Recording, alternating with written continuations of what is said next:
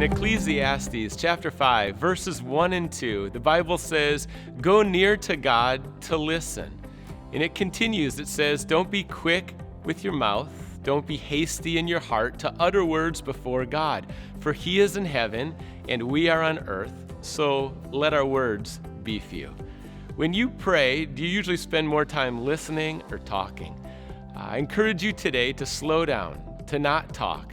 Grab a pen and paper and just write down things that you're listening to God and you feel like he's communicating with you, thoughts, things on your hearts, things to do, things that maybe when you started prayer, they weren't on your radar, but you're listening and listening with a servant heart.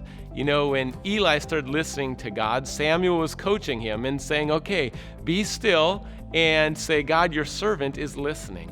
So when you take time, get away from the distractions, grab a pen and paper, just listen to God. Write down some of the things that maybe he wants you to change, maybe sin to confess, or it could be in a relationship, something to say or make right. But write those down, who you're going to share your faith with.